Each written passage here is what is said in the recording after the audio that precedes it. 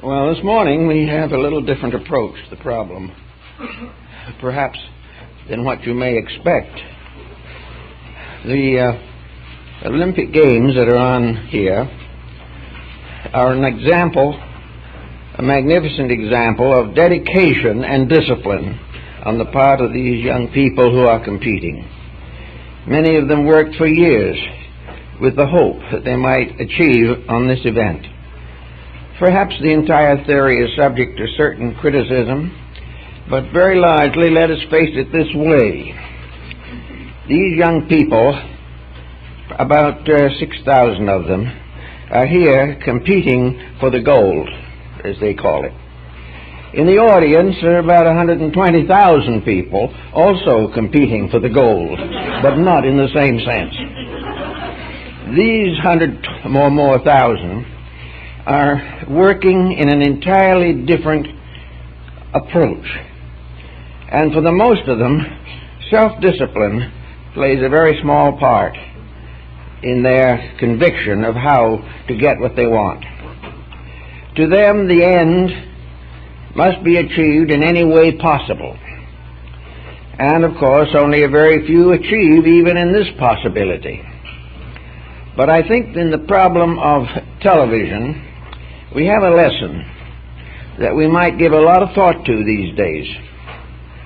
There's a great deal of criticism of television programming, but that is not going to be the burden of my discussion this morning. I have something else that seems to me to be infinitely more important, and that is that man is no longer simply a biped without feathers, as Diogenes likened him. Man is a thinking creature. He should not be brought up by a trainer like a dog. He should not be taught only to obey. He should not be fed because he obeys. He should not have a life of luxury, perhaps, because he happens to obey a rich person. The actual problem is that the human being has a mind that was given to him to think with. It was an active organ, an organ to do something. It was not simply a receptive faculty to listen, to hear, and to see. Most people in various fields of activity never participate in those practices and policies which stretch the mental power and make it do things that we want it to do.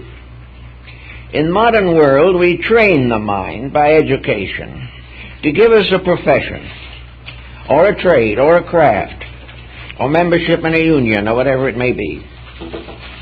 We listen to the instruction, we get the job, we stay with the job, and in all this procedure we have done very little thinking.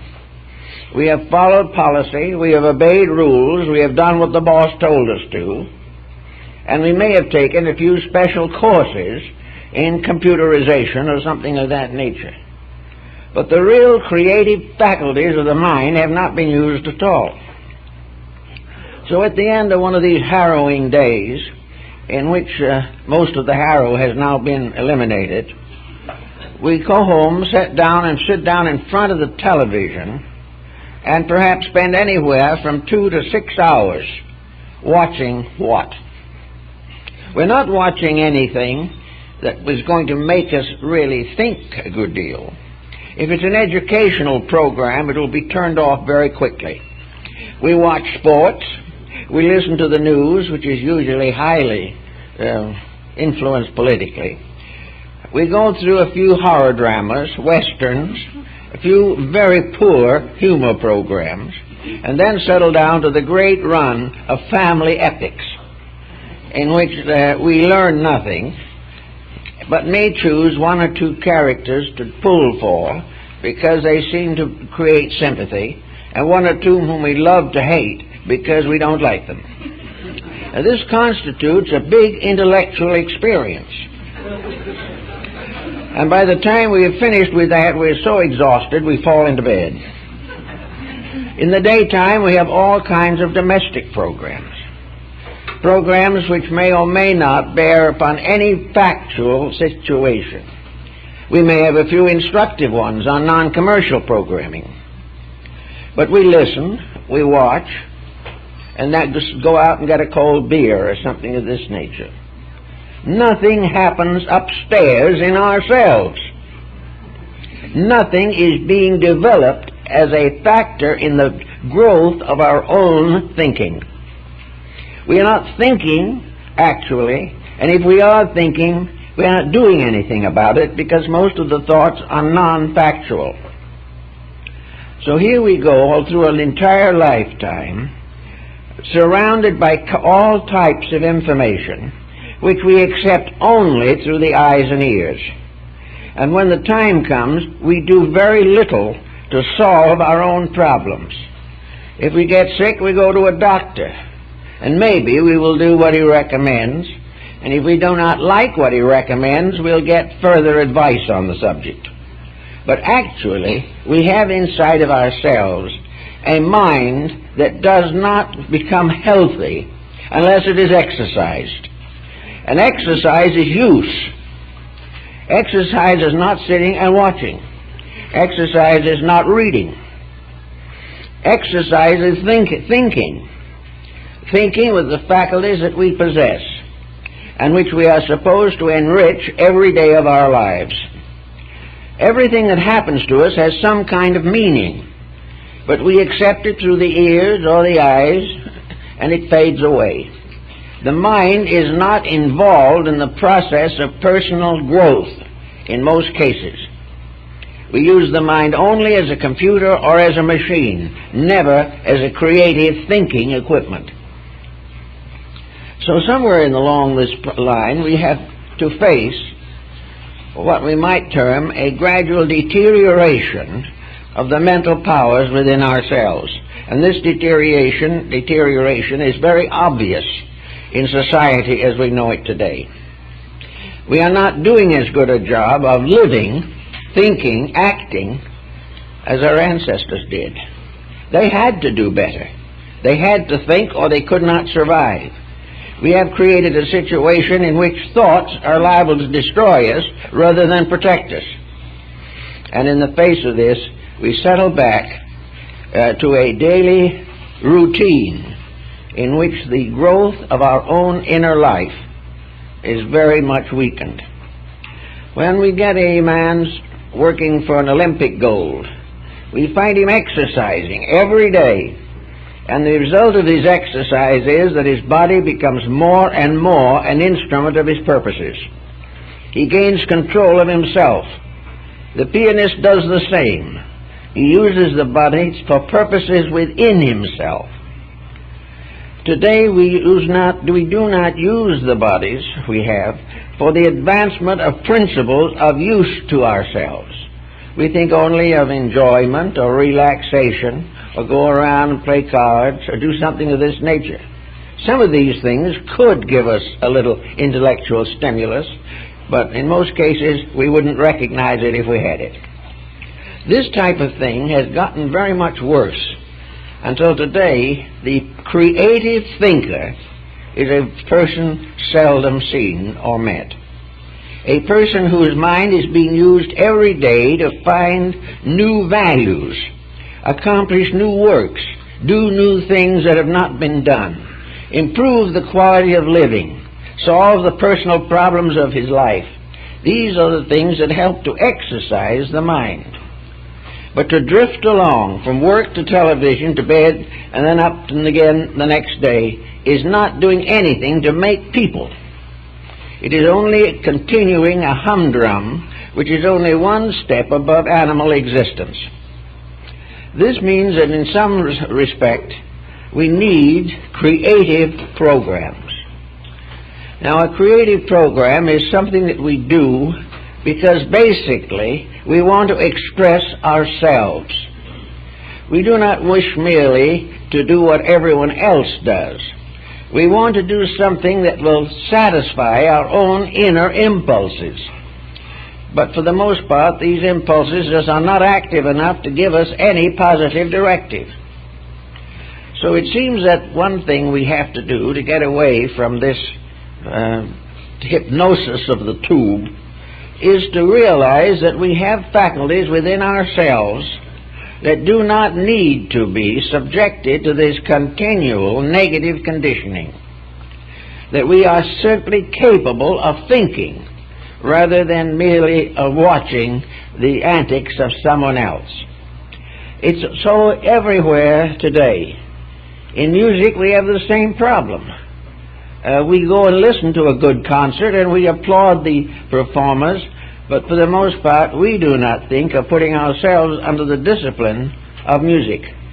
Another individual is much interested in the dance, but he can barely stay on his feet on the ballroom floor. We see people that are interested in all kinds of crafts. They collect them, but they don't create them.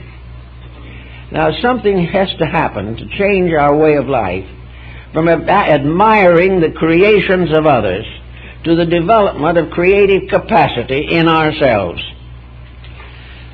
Of course, we had the old 24-inch rule that was not only used by the old builders and artificers, but also appears in the Koran. And that is the 24-hour rule is the day, the 24 hours. It is divided into 3 sections of 8 hours each. One of these sections is used to work and to earn a living. One of these sections of 8 is used for rest, sleep, and repose. And the remaining third is dedicated to worthwhile activities and self-improvement. On this basis, some people are sort of missing the idea, because their idea of improvement, of rest, relaxation, and the ability to grow as people, this does not seem to have any great amount of meaning in most cases. We cannot grow particularly in sleep, although it may help a little. We can grow a little in work if that work has creativity in it. Otherwise, it is just simply routine. It is done only for the sake of making a living.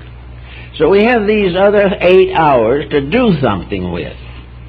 Something ourselves, 8 hours to be ourselves, to dream our dreams, to build our thoughts and hopes for the future, to be with our friends and children, to do all kinds of things that warm up and intensify the natural inclinations for beauty, affection, and friendship that are within ourselves. So what do? We pull up the chair with a television dinner and remain there until we go to sleep in the chair. This is a complete loss of one of the most valuable factors in human life, the individual thinking for himself. Of course, we realize there is a tremendous penalty on it. The individual who thinks for himself may have to think his way out of a number of difficult situations, but he can.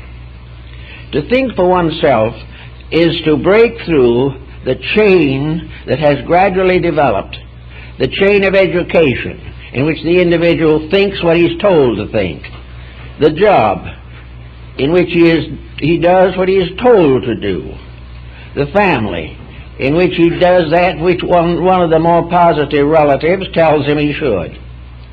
Then, little by little, to become locked in responsibilities which mostly exist because he has never faced issues directly. So something has to be done to change this if the individual really wishes to have a significant life. Now, in the old theater, it wasn't so difficult. And the old theater had many advantages which we have no longer with us today. One of the advantages was for the actor himself. He had a year, 2 years, 5 years to live the part he was playing. He could gradually refine the characterizations until they were nearly perfect. He was actually understanding Shakespeare, or whoever it was he was indebted to for his scenario. He was doing things that meant self-searching, trying to understand and live the character of another person. And he had plenty of time to do it. The audience also would go to the theater maybe once a month, or every couple of 3 months when a particular program came along, There was never a type of program that people went to every night or every day. They chose the things they wanted, and a program lasted in the theater sometimes for 5 or 10 years before everyone who wanted to see it got to do so. Then came the motion picture, silent films. There was still a little margin of creativity in the silent film, because the watcher had the privilege of trying to interpret in his own mind the words of the actors. This process was one in which a certain identification was achieved.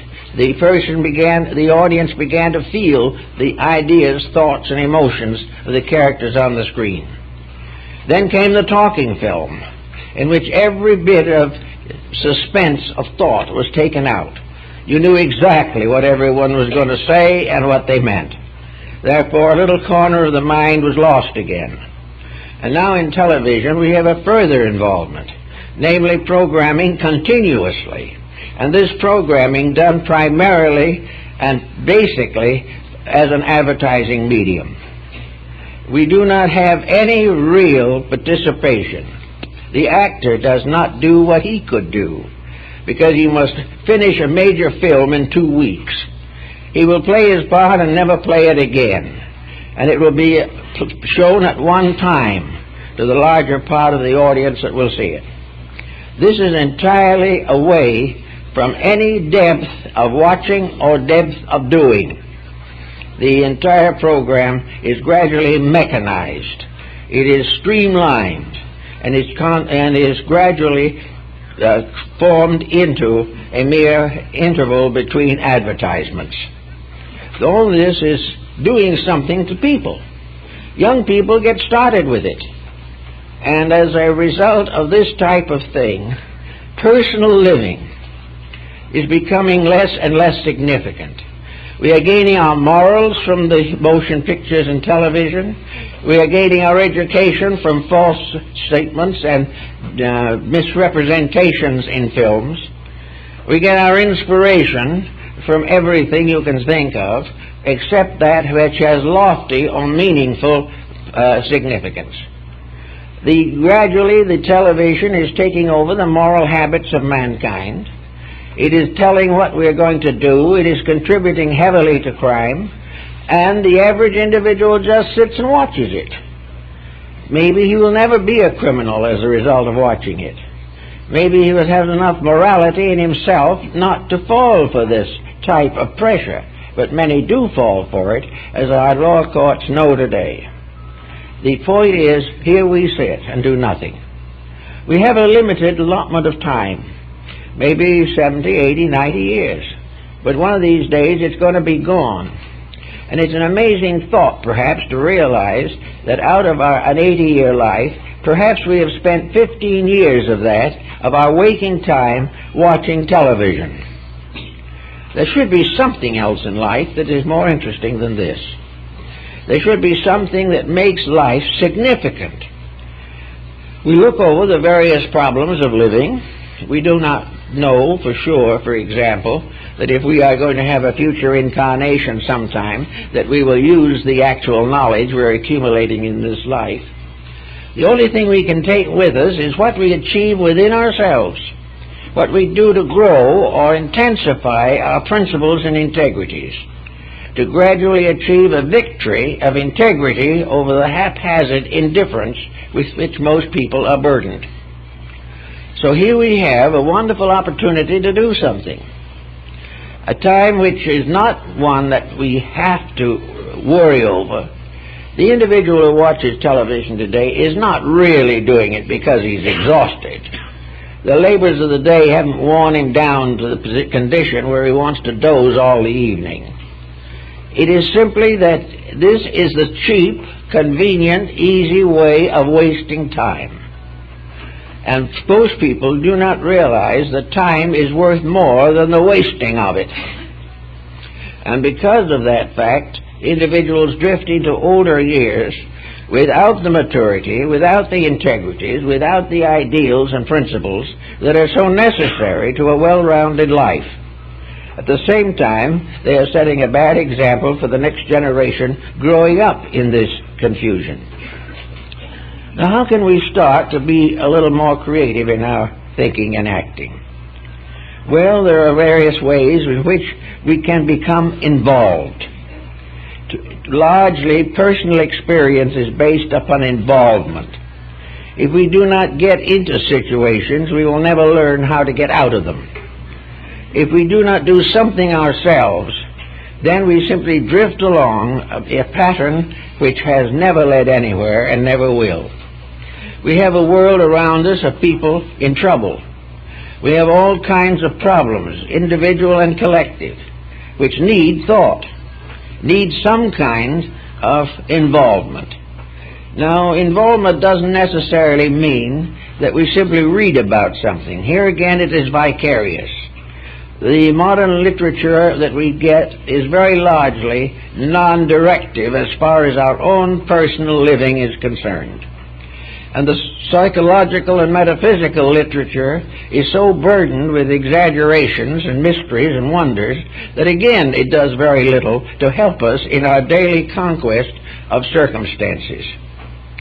Involvement may mean to do something with your hands, to do something to help to build. Involvement means an art, not watched but practiced. It means some kind of an activity for which we do not buy a ticket but go out there and do it ourselves. Therefore, anything which causes the person to control, discipline, and direct his own attention to the improvement or fulfillment of some inner conviction, any such program as this is creative. It is involved. We become part of it. We do something that otherwise would not be done. In our childhood days and in the days of our parents, one form of involvement was the neighborhood. People all did things together. They were part of a pattern and did all kinds of simple but sometimes very kindly things. Another form of involvement was involvement in the church affairs of the community. The individual giving time, days, evenings, weekends, to trying to help some religious purpose. This was involvement. Today, the simplest way to meet all of these responsibilities is to write a check. This is not involvement.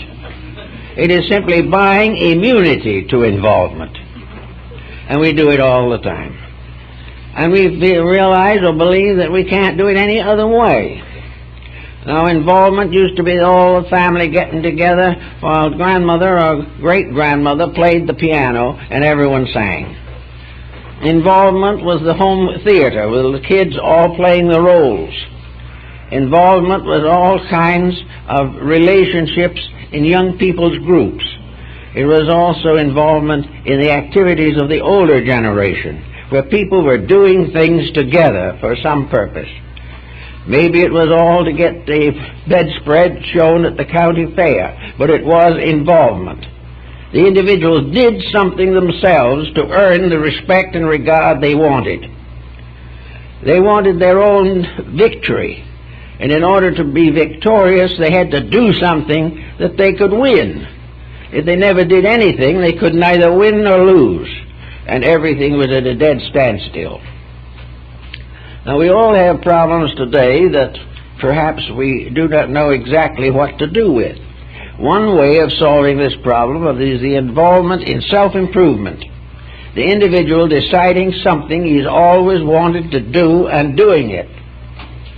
If he has always wanted to advance some specialized art or science or philosophy in himself, he can take courses in it, he can participate in discussions, he can join groups working with these situations. If he wants to become involved in charities or in helping underprivileged, he can become part of a group that is doing this and not just sending the check. As far as that's concerned, if he wants to, he can send the check also. But he must be down there doing it to become involved. And in the process of helping worlds to grow, we all must become involved. Involvement, of course, immediately presents a difficulty with us because of the way we've always lived. Very few people are really ready for involvement. When what they call involvement is simply interference. They try to get into a situation they don't understand and take it over. This is not creative involvement. Now, every person, or nearly every person, has some kind of an aptitude different from the one by which he makes a living. I know one minister who had all his life wanted to go to the sea in ships. He had in his little ministerial study models of all kinds of boats, and he was building models. He was doing all kinds of things. He was studying it in his spare time. He was involved in something that he had to do some work with. Now, the work might not change the course of history, or might be of value only to himself, but he was doing it. He was doing it every day because he enjoyed it and because he felt that it increased his understanding of the sea and the ships. So we have there an involvement of a person very sedentary, given largely to biblical discussions and marriages and baptisms and funerals, who found time to open the horizon of a secret longing, and did it by the only involvement that he could find without leaving his job, and that was to make the ships in literature that he was reading about, understanding them, and participating in the adventures, at least vicariously, of the mariners who had gone before. There are all kinds of things that the individual can do, but he must do something, or otherwise he's just going to sit and try to be entertained by impossible amusements. Now, this is too much of a problem to go over lightly. There has to be something done about it, and every person has the reason to do it. Now, many people who live alone and are by nature a little on the neurotic side retire into some small world and use the television as their only outlet. They have no real contact with real life. They consider themselves to be loners. They have no recognition of a world of values and factual things. So they simply retire further and further into themselves until they can no longer bear the bruises of contact. They have to remain alone until death takes them. Now, this is absolute futility. It has nothing to do with a good life well lived. These persons should get out of this solitariness that they have gotten into, and if they have a religious link in their hearts, going to charities, going to helping other people who are worse off than themselves, join activities, groups, taking care of the underprivileged, but never go off by themselves, sit alone, mood and brood, and watch this impossible entertainment. Do something to get yourself into the world of which you are a part. Now, if you do that, you may also have some temptations come along. But temptations are necessary. The individual who is so completely isolated that he is never tempted not only doesn't commit any evil, but doesn't do any good. Therefore, it is necessary to become involved. Now, most people I talk to, once in a while, will say, well, I've always kind of wanted to have another language. All right, get it. Study it. Take courses in it. Go to night school. Spend part of the time that otherwise you would spend watching whodunits, and go to this school. Or get someone who knows the language and who will help you. Find ways to master the language. And when you can go out and converse with a native in that language, you've won your gold. You've got your medal. You do it. You have it. You have achieved something yourself. Now, there are many ways in which achievement can come.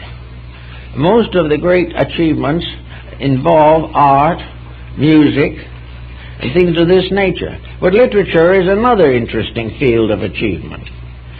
And to sit all the time reading a book, it gets rather dull, because the book may not be too much better than the television. In fact, the television may have been based on the book. And when you watch them both, you don't recognize any similarity. But instead of sitting always and reading, decide on incidents in your own life and start writing. Do something yourself. If you've enjoyed certain episodes and incidents recorded in popular publications, you will usually find in those publications a little paragraph saying that they will accept further incidents of personal happenings of an unusual nature. Put the personal happenings in your own life down. And if the personal happening, the most important, is that you suddenly decided to do something instead of listening to others, you might even win a prize. There's just no way of telling. But do it. Get something so that when you come home at work or from work, that there is immediate involvement. One of the nicest involvements, of course, is the family involvement in those conditions. But today the whole family has become so tied into the present pattern that the different members do not want involvement. Each one wants to live a solitary existence under the same roof, doing exactly as he pleases, and trying desperately to over-influence the fellow members of his family. This is therefore not easy. But in families starting out, certainly, mutual involvements can be the secret of an enduring marital relationship. If both persons are working in exactly the same general direction, if each one is willing to listen to the suggestions of the other, if each one is grateful for companionship and insight in these various problems, the marital situation is going to be far better off than it will be if the two persons sit down in front of a television and compete with each other as to which station they're going to watch. The height of the problem is a family in which there is a television in every room and no two members are watching the same program. This is what happens when people do not actually think or do not make any effort to get hold of situations. I think almost everyone, if they will look inside themselves a little bit carefully, has a submerged hope, a submerged ideal, and a secret desire to achieve something worthwhile. Most persons have been under the pressures of circumstances and have had great difficulty in being themselves. Everything seems to force them to follow patterns of other persons. If by some circumstance the individual suddenly finds himself alone, he should not regard himself as deprived. He should take the attitude that he is now able to be himself, perhaps for the first time in his life. But there's a catch in this also. When he tries to be himself, he discovers he has no gift for it. He has never done anything to build the kind of life that can stand on its own feet. He has always leaned on something, always lived by some concept or by some relationship. And when he is alone, he is not free, he is just plain lonesome. He has never found the key to doing the things he's always wanted to do, but was prevented by the burdens of his relationships with others. So at the beginning of life, the person should always recognize that the idea of the one-pointed career is essentially false.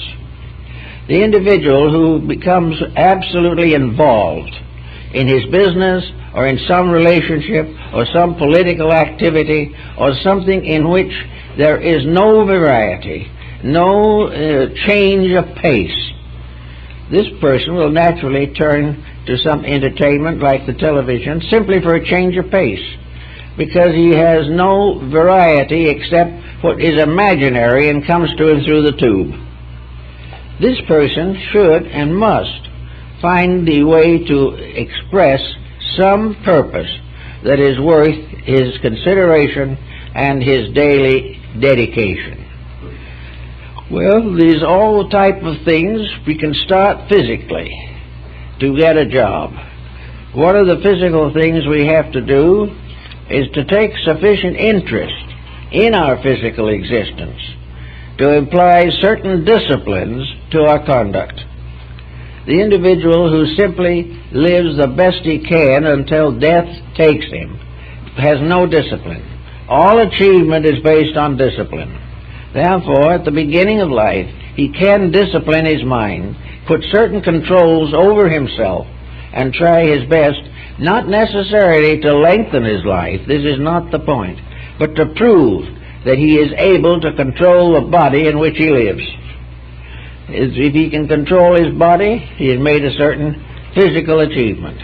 If he has been able to correct defects in himself, he is doing something. He is not simply reading a book. He is putting what he learns to work and making it work for him. And as long as he sincerely labors with the problem, he will improve himself. Beyond this, of course, we have not only the physical body, but the emotional body, which is a very troublesome one, and which causes perhaps most of the complications of life. Irrational emotions are probably the greatest source of tragedy that we know. Emotion must be placed under discipline. The most powerful discipline for emotion is religion.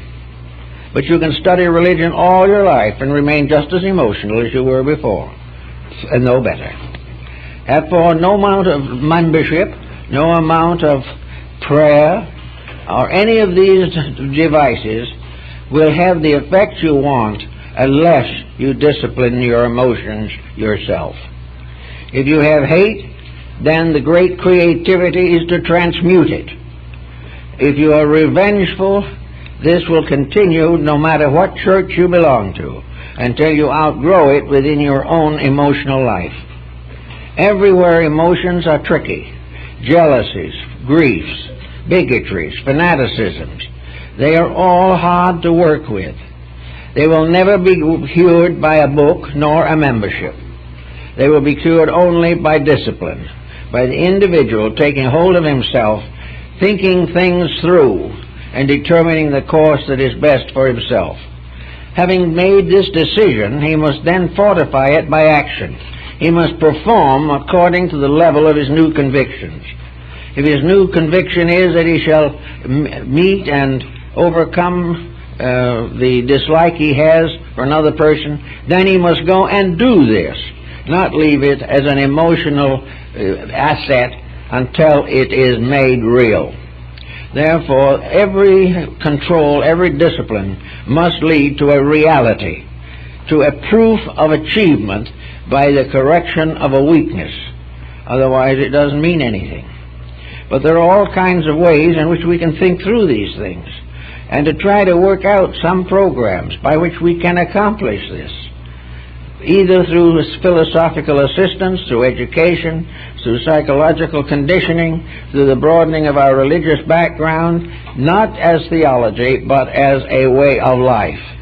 So perhaps the height of the emotion life of the individual is the regeneration of the impulses of affection and proving it by action. Never leave it something beautiful in the soul that you really believe, but you still can't speak to those people you don't like. So this type of thing puts a control.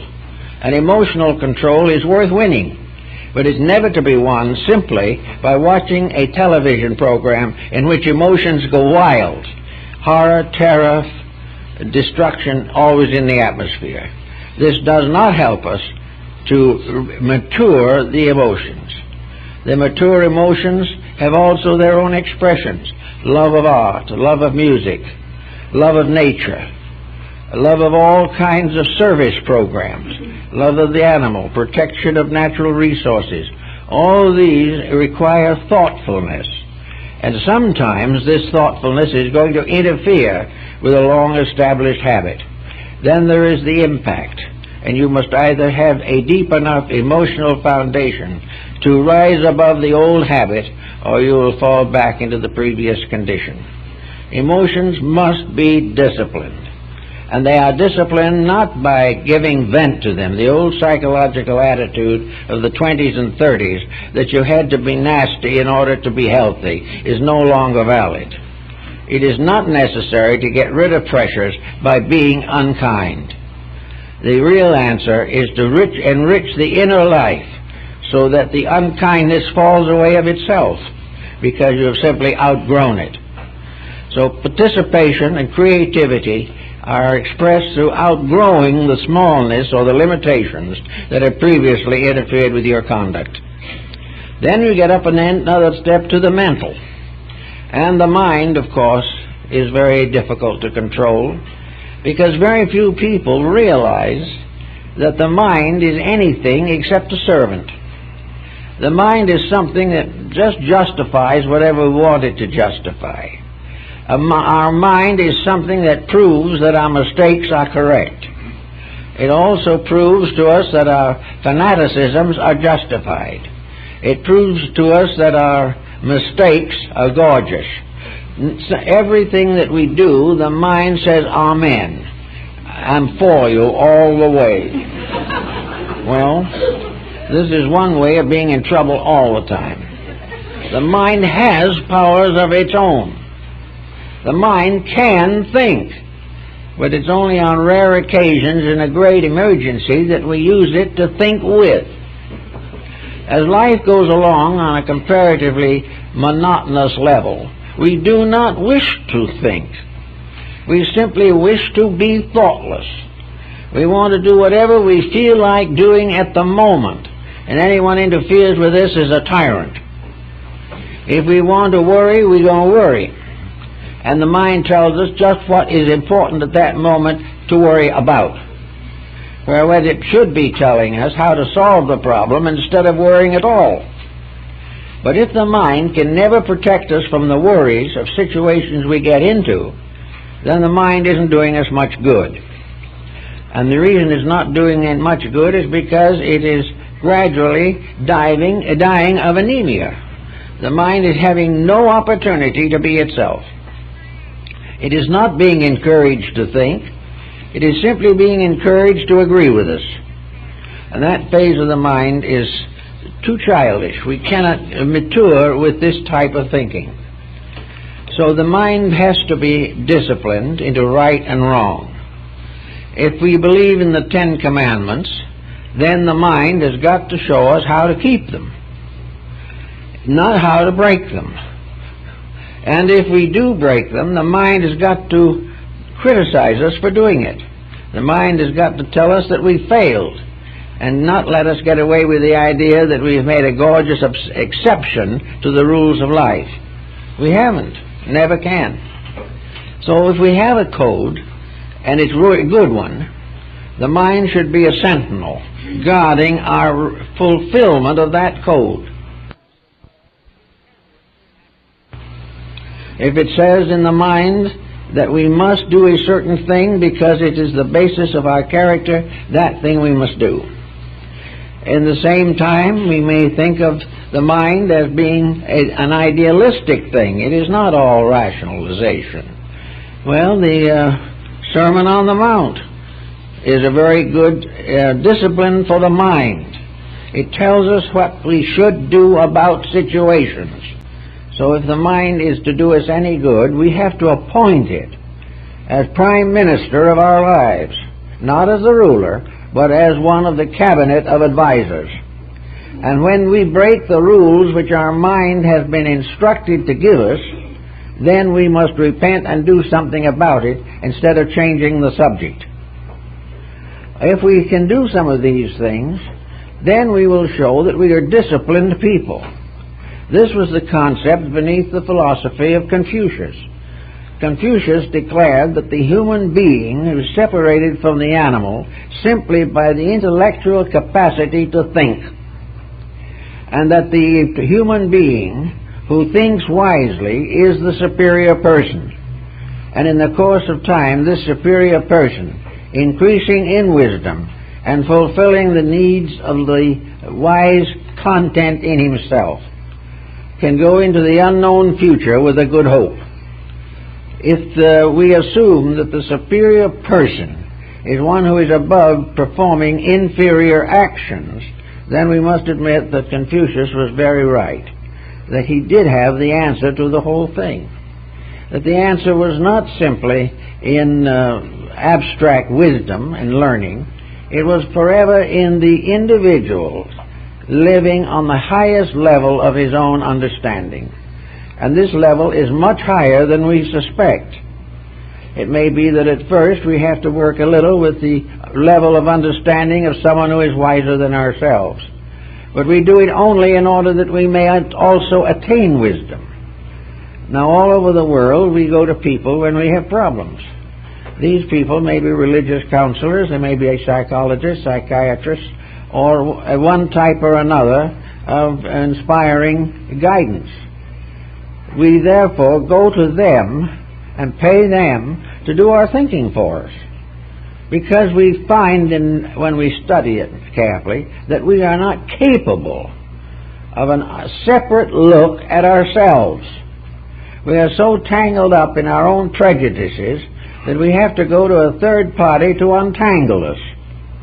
Well, this is really not necessary, except perhaps in very serious and immediate cases. The individual who is all wound up in a situation has the power to unwind himself if he does something about it. But if he simply sits and watches commercials on television, he will never unwind himself. He is wasting the time that he needs to work out solutions for his own dispositional problems.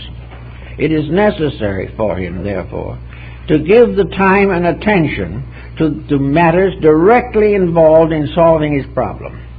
Well, he may want to read a book or two on it if he can get a good book. If the book caters to him, however, he'd better throw it away.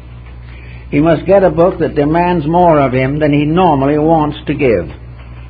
It must be a book that challenges him to recognize his own mistakes and not pass them off on other people. But if he does have a gradual recognition that he can't live with himself the way he is, he will not come to the erroneous conclusion that the answer is to forget himself, and by forgetting himself, bury himself in non-essential, non-productive avocational activities such as watching television. It is necessary for him to get at his own nature. And creativity is partly the process of creating a better self within him, a self which he can be proud of, a self in which he will gain the recognition of other people who are worth recognizing him. Now, it's an interesting fact, however, that I've noticed, namely that a person who has made some of these adjustments is not only recognized by others who have made similar adjustments, but is recognized also very generously by people who have made no adjustments but wish they could. Therefore, a person who has disciplined himself is also admired by the undisciplined. He becomes a stronger person. He becomes a human being in a world of beasts. He becomes capable of gaining the respect of those with whom he comes in contact. His reward is to improve his recognitions. His reward is to be called upon to help other people and to have a life full of useful activities. So there are rewards for taking hold of these problems. Actually, also, as people get a little older and not quite so vital and so active, it becomes more important for them to recognize the realization of this problem of self-discipline. Unless there is some real reason why an individual cannot take an active part in society, he should take such a part. He should find ways to do it. He can join senior citizen activities. He can become part of group thinking and group action.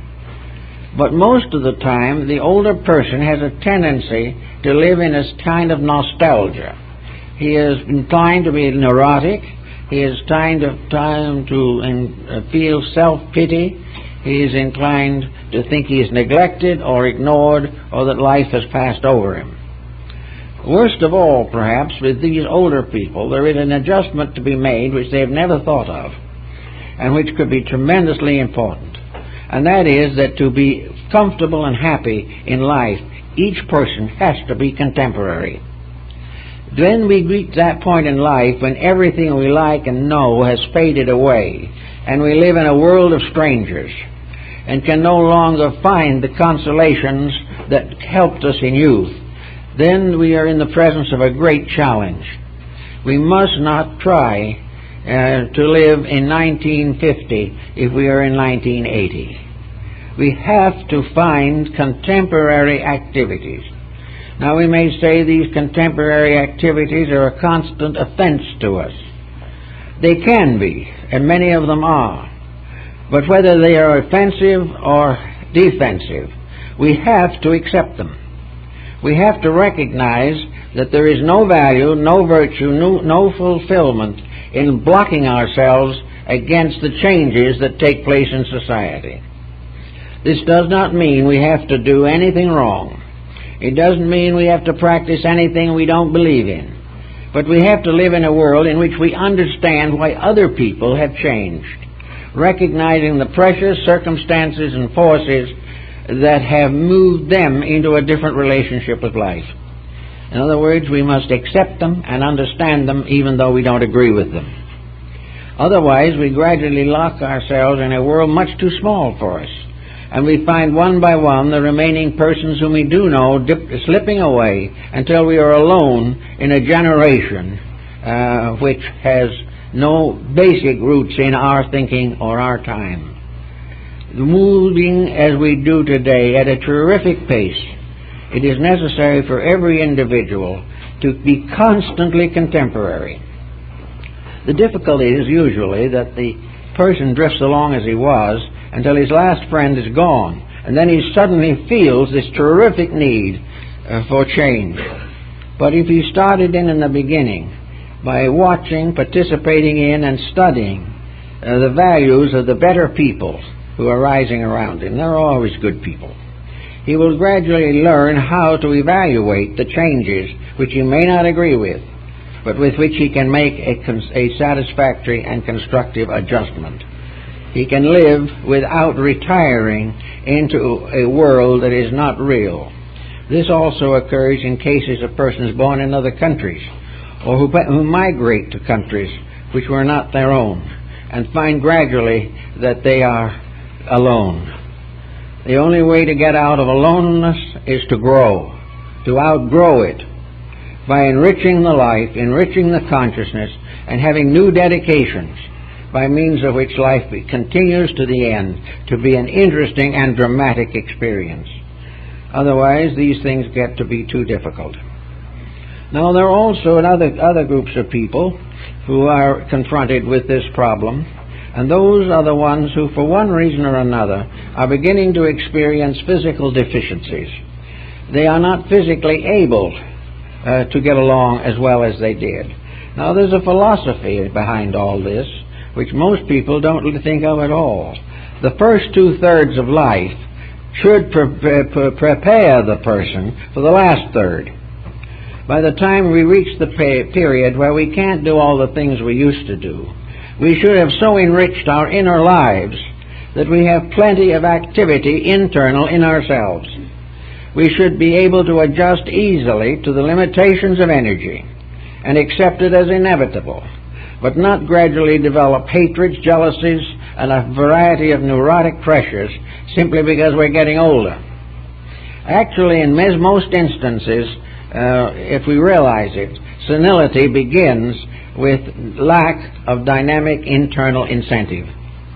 The individual who has nothing to live for lives worse and worse until finally they disappear. So in all these things, we are living vicariously in a world which we are either accepting or rejecting, but making very little effort to truly understand.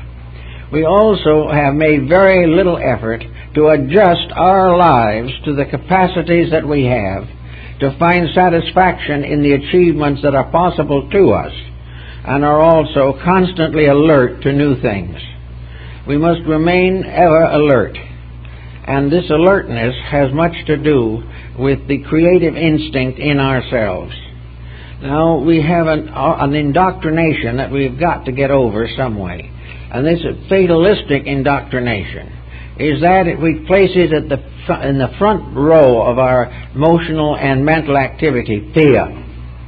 This is a day and age in which we are more or less constantly in a state of fear. And this fear, such as it is drummed into us on every hand.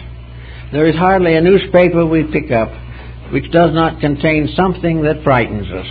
The same is true as news reports on TV, or the news or the plays that are put on.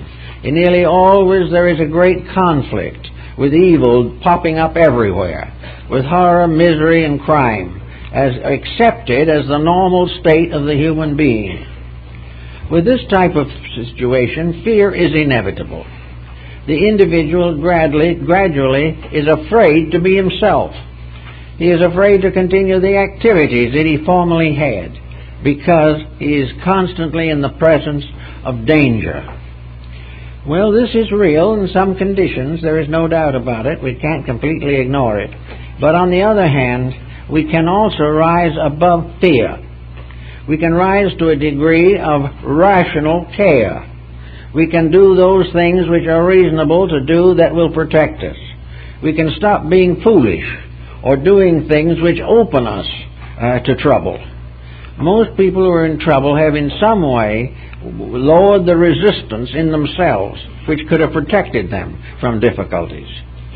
But with the fear constantly there, the mind goes into a kind of whirlwind. Fear dominates every other consideration. And the one thing we haven't learned as yet is to be afraid of the negative part of ourselves. There's where most of our troubles originate. Our compromises with principles are the things that get us into physical difficulties. We should be afraid more for our own conduct than we are for the situations that may arise from it. We have today millions of persons who are alcoholics. Not one of them really wants to kill anyone or be killed, but nothing seems to make enough difference. There is no dominant desire to change. Why? Because life is empty. Because it's the only way they have of forgetting themselves, or getting over some disagreement, or finding a use for a useless life. These things must be corrected in their causes, and the only way to correct them is to discipline the inner life, to put something in there that makes us want to live because we are useful to others, and not merely because we want to forget our own miseries. The misery factor is being dramatized every day. Internationally, we are in a state of constant agitation. Politically, we're involved all the time in the ups and downs of policy. And all these things cause us to come to the conclusion that life is insecure, that the world is hardly worth living in, and that practically the only happy person is the one who doesn't think at all.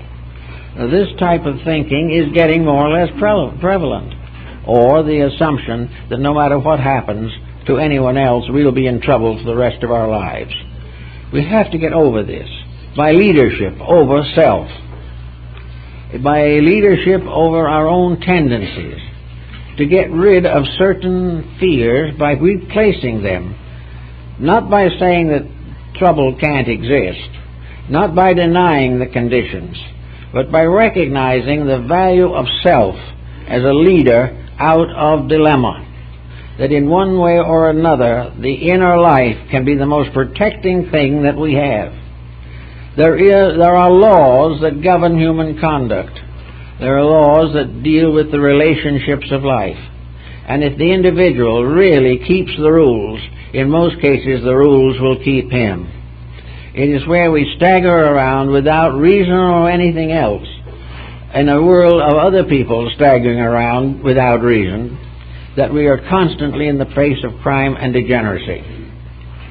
Now, we can't change it all, but we can make every possible effort to get hold of ourselves, to find ways to make ourselves available to good.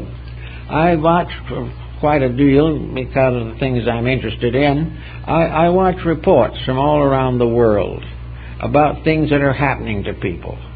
And if you sit down and relax and think a minute, you can't help but see some very wonderful things happening. You can see that some of the hopes that we have are being realized, that people are trying harder than they ever have before, that various causes that have been forgotten and neglected for ages are coming into focus. One of the most important discoveries, I think, of modern time is the realization that materialism is dying. And the doubting and the scoffing and the failure to recognize the spiritual needs of man is not fashionable anymore. This type of thinking is gone.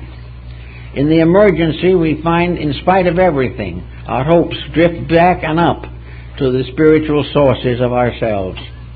This we see all over the world. People now struggling desperately to regain faith and at the same time to adjust personal living to the confusion of the day.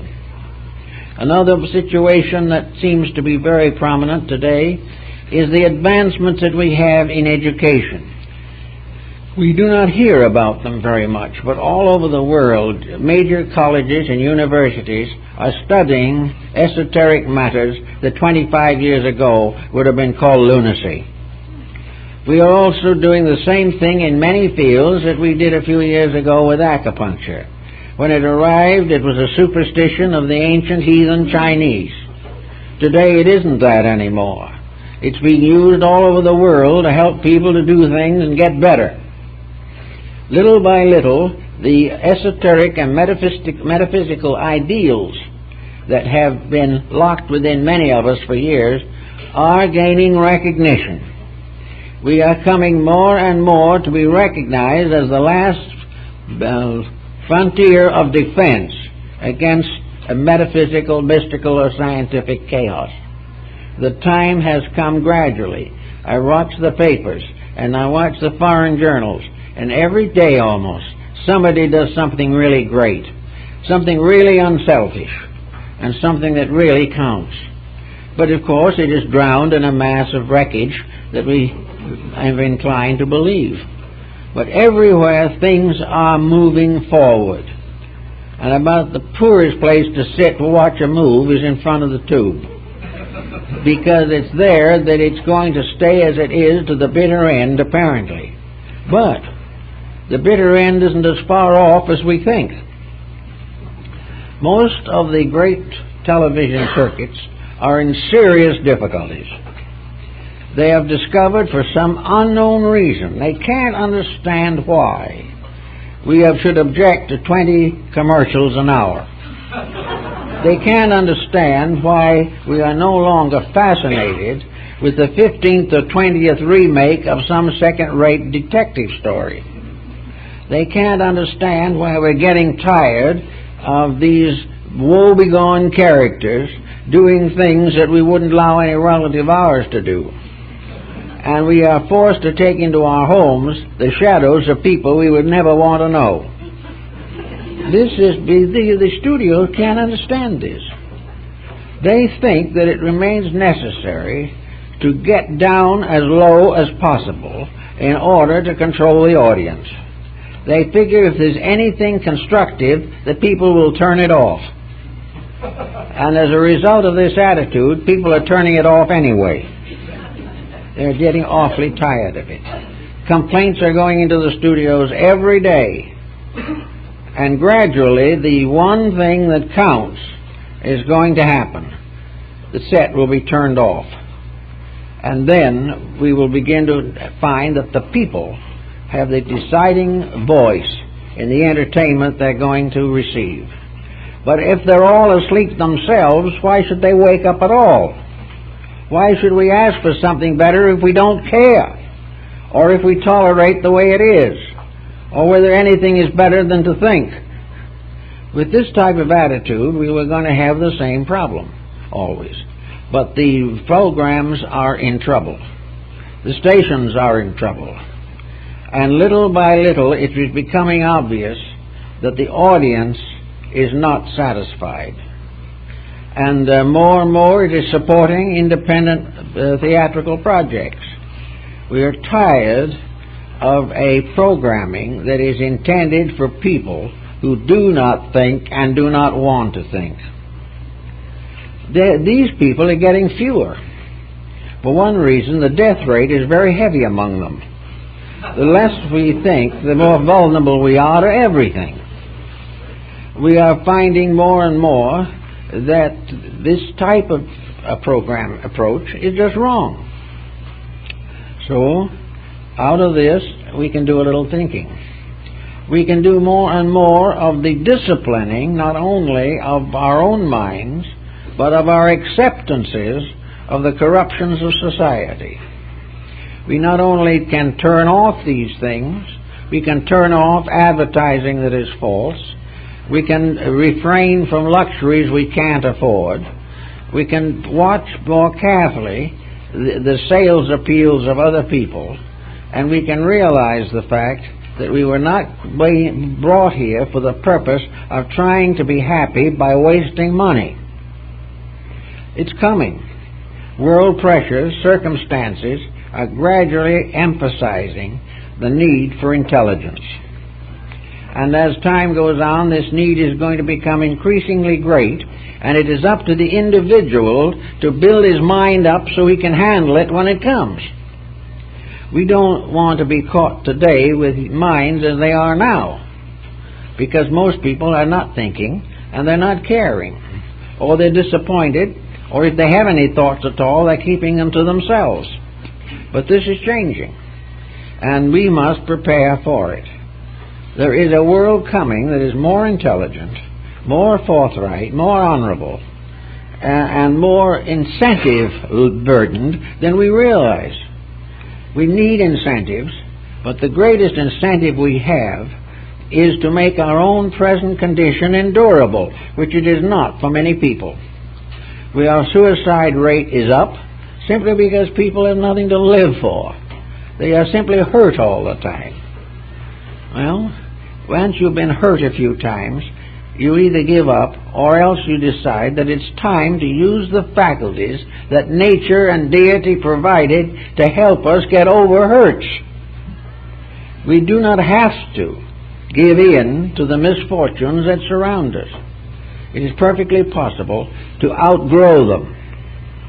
So, this is one of our key words today. There are things we have to outgrow. One is the belief in wealth. Another is the belief in war. Still another is the belief that other people can do our thinking for us. We are going to gradually have to outgrow that part of ourselves which is incapable of taking care of us. We are depending upon immature faculties to live a mature life. So we must develop and mature those faculties. We've got to build within ourselves a human being, fully aware of its origin and destiny, fully capable of leading its body and its emotions in the way in which they should go. This is, in the Jungian psychology, the teacher in ourselves, the teacher that carries in it the whole burden, perhaps, of many hundreds of lives that we have lived before. The teacher that is submerged, but is the grand old person, the old master, who has been in us and will be in us as long as we exist. It is to call upon this inner superiority, this inner maturity, to help us fight against the immaturity of our conscious daily procedures. The teacher of image within ourselves can lead us to the perfection of a way of life suitable for our own needs. Its voice is rather weak, that's true, and it is often gathered down by the pressure of appetites and desires, but the voice of the teacher is there. And gradually we come to realize that the potential of this redemption in ourselves is always available to us. We are not living to the fullness of ourselves so that there's nothing else we can do. We are not all we can be. We are very far down on the list of things that we can be. We are capable of a growth beyond our wildest imagination. We are capable of being much more than we've ever dreamed that we could be. But for some unknown reason, due largely to environmental pressure, we have denied that this could be true. We assume that we can't be anything except what we are. When in reality, we can be almost anything that we will earn by our own personal integrities. So somewhere in our own present day is the being of tomorrow, the self in us, as it will be in a better world and in a larger theater of action. And it's there, ready to be built up, to be educated, to be released into expression, and to take command of conduct. And somewhere, the sorrow of living, the pressures, despondencies, and frustrations of daily experiences are going to force us to grow. We have nothing else we can do. We can say we can go into dry rot and die, but that isn't the end of anything. We have to face a future which can never be taken away and which can end only in achievement. We can resist achievement as long as we want to, and we will resist it. But in the end, we have to grow, because there's no other way to go. Anything that looks like an escape is an illusion. Anything that promises that we can be happy in spite of ourselves is wrong. We can only be happy because of ourselves. And we can only be happy because our happiness is based upon an integrity in which we keep the rules of life and share the best that we know with all of those we come in contact with. All of this is part of an experience that we have to face sometime, probably sitting in front of a television screen. We have to decide what we're going to do. We have to decide how we're going to use this thing. We're going to have to say, I know there is going to be a certain type of program. It's going to be very horrible. I can hardly wait for it to come. We're going to have to change that and say, I think it's going to be horrible. I'm not going to turn it on. Little by little, we have to censor our own entertainment. It may come out that in the end, by censorship, we will have 2 or 3 programs a week that we really feel we want to see. If that's the case, that's the type of thing we want to use with the television set. Anything we don't want and we know we shouldn't see, we have to turn off. And as time goes on, we will find that we can turn off with one easy motion. It's very easy to just turn that dial and it goes off. But behind this one easy motion, there has to be the development and growth within ourselves, by which this motion becomes a solution of something and not a frustration. We have to turn it off because we want something better, not because we simply are tired of what we're seeing. It has to be something more positive. And I understand from rumors that come along that there are plans for the development of television outlets suitable for thinkers, for people who really want to grow, who are tired of the same old thing. Now, this doesn't mean that all of these programs have to be dynamically religious or hopelessly and miserably educational. They can be very happy programs, but they can be happy because they deal in realities. They can be happy because happiness is something that's contagious if it is true and reasonable.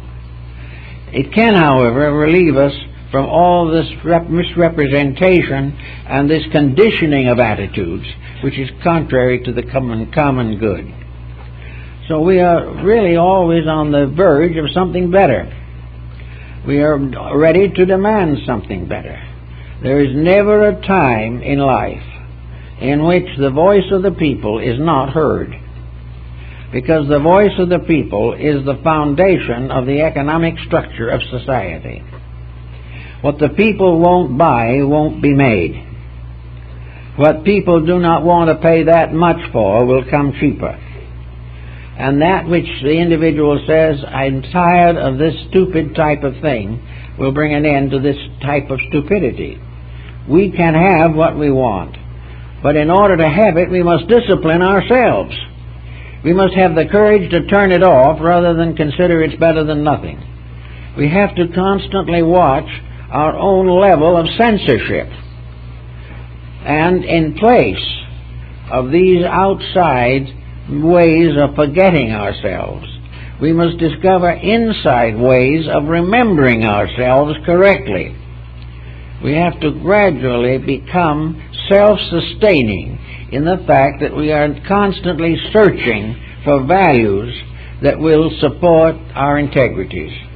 If we make life a great adventure, we do not need foolish adventures manufactured by people. If we recognize life as a magnificent experience, we don't have to worry about second-rate drama. If we recognize that everything we need for happy internal is already available, But in order to use it, we are going to have to stand against the common practice of doing nothing. It is perfectly possible for a person to have a good entertainment pattern, a good reading pattern, and a good working pattern. And it is also possible to gradually interpret the wisdom of the ages into the common things we do. It is perfectly possible to recognize the family, the office, the friendship, and the nation as levels of life within a system of discipline. That perhaps it is in this common way that the disciplines of the ancient mysteries have come down to us. Those were given in old times, including physical dangers, in the grottos and caverns under the great temples. Today, these disciplines are being given to us in the marketplace. They are being given to us in the office, in the home, in all the institutions that we sustain, in the policies by which nations are dominated. These things are disciplines of one kind or another. And the great discipline is the individual who can remain true to his principles while these things are happening, and will find ways of having a full and rich life without compromising principles to waste time. It is therefore very easy for persons who have interests, who secretly or at least quietly believe in the larger and more important values of living, to gradually change their focus, to turn on what they know is good, turn off what they know is not good, and also to stop complaining, recognizing that regardless of whether they're watching or something or not watching, their own inner life is a full and magnificent experience for them. There is the great romance. There is the eternal love story, the love of the human soul for God. These things, however, can be temporalized. They can be brought down to the common facts of living, so that in every way life is not just simply a burden or a routine. It is a drama. It is a romance. It is a series of wonderful happenings, which are wonderful if we understand them and miserable if we don't. And also that out of every misery can come a greater strength and a greater courage to meet the future with a good hope. If we get these thoughts more or less firmly fixed in mind, we will not be destitute for entertainment if we are no longer inclined to watch murder, rape, and mayhem. We do not need to be constantly reminded of the weaknesses of human nature in order to grow. If we want to understand weaknesses, we've got our own. We can create a situation just as dramatically negative as what we're watching. We're full of faults, making mistakes every 5 minutes. But at the same time, our mistake story has a happy ending, whereas most of those which were presented to us end only in further misery. So if we want to really have a great history, we can study our own inner lives. If we want a great theater, we can be both the audience and the cast. If we want any of the inner understandings which make for philosophy, mysticism, and so forth, they're all available inside of ourselves. The only thing we've got to do is bring it out. And we bring it out by dedication, gaining strength in the inner life, just as the athlete gains it by daily discipline. By the proper mental, emotional disciplines, we can become healthy individuals in terms of our minds, our emotions, our hearts, and our jobs. These are the things we've got to work for. And if it means that we must do it, we can, with one quick twist of the wrist, get rid of most of the corruptions of society and face the fact that these are imaginary corruptions. We've got plenty of real ones. We don't have to build them up that way. What we have got to do is find out what corruptions are still lurking in us and correct them. And as soon as we correct the mistakes in ourselves, we begin to see better values in other people, because we see in others usually what we are ourselves focused upon. So don't let the great big bad tube get you. Be very careful about it, and when uncertain, turn it off.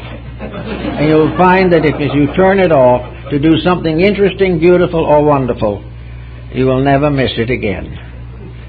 You cannot turn it off successfully, however, until there is something you want to be or something you want to do right then and there that is more important than the tube. If you think it out that way, I think it'll work out all right in the end.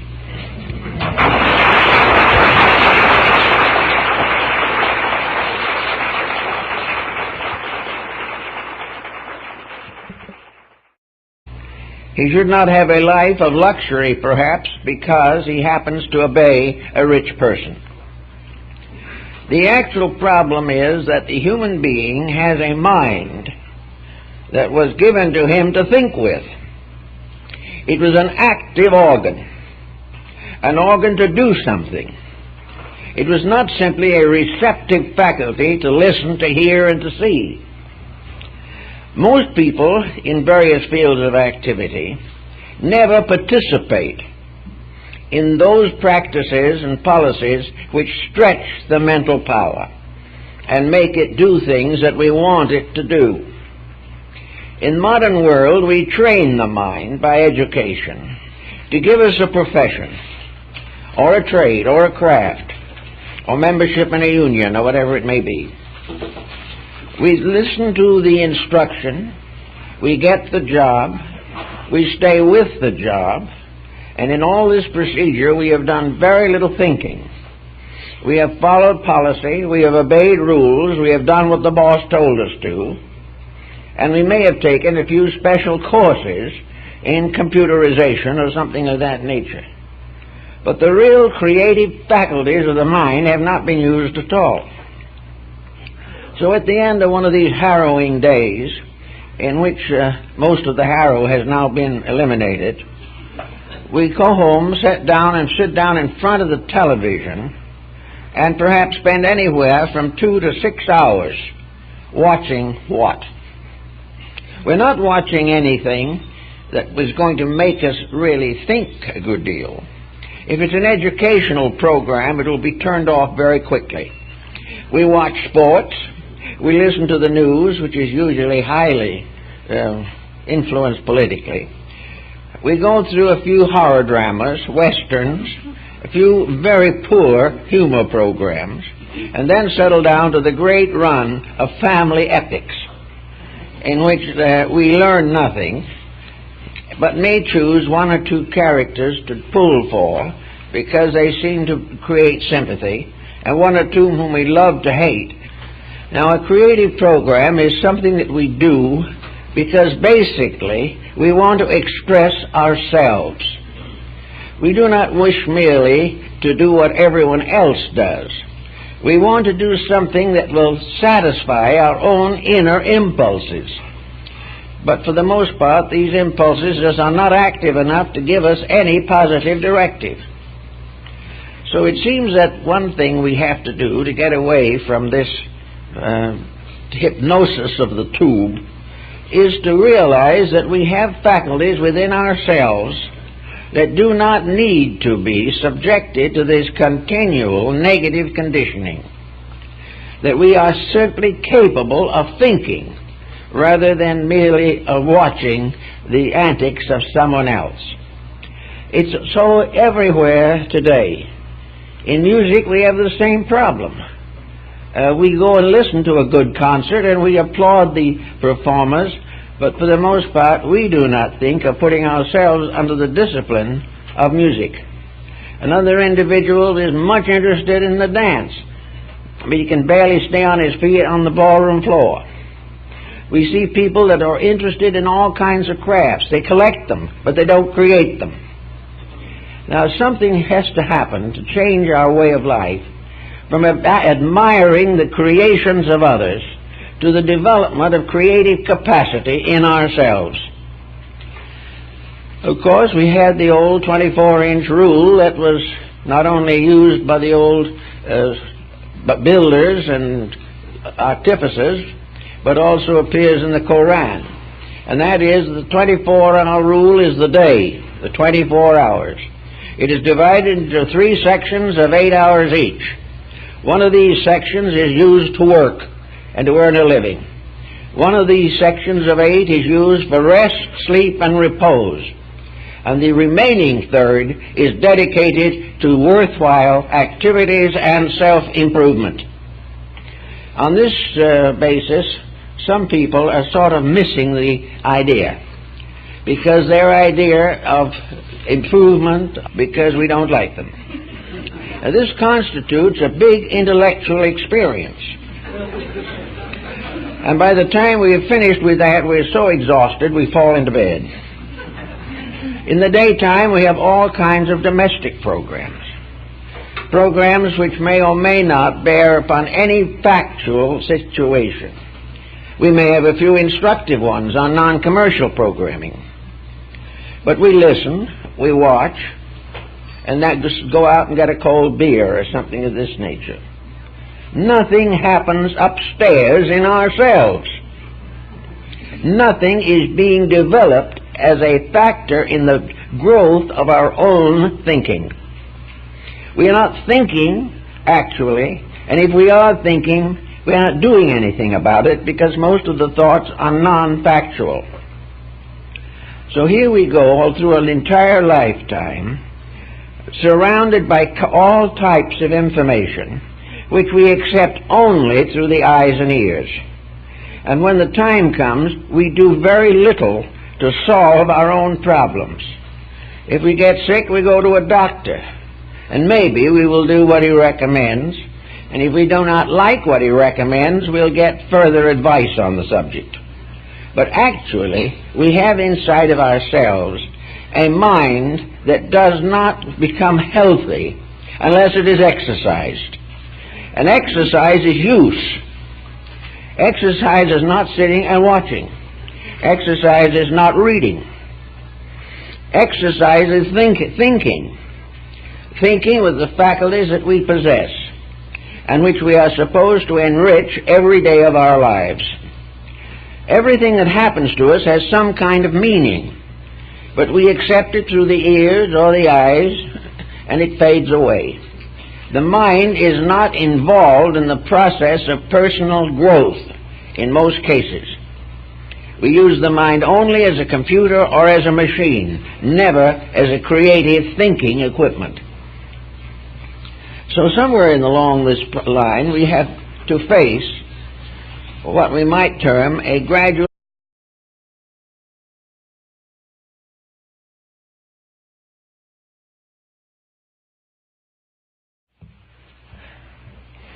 Well, this morning we have a little different approach to the problem, perhaps than what you may expect. The Olympic Games that are on here are an example, a magnificent example of dedication and discipline on the part of these young people who are competing. Many of them worked for years with the hope that they might achieve on this event. Perhaps the entire theory is subject to certain criticism, but very largely, let us face it this way.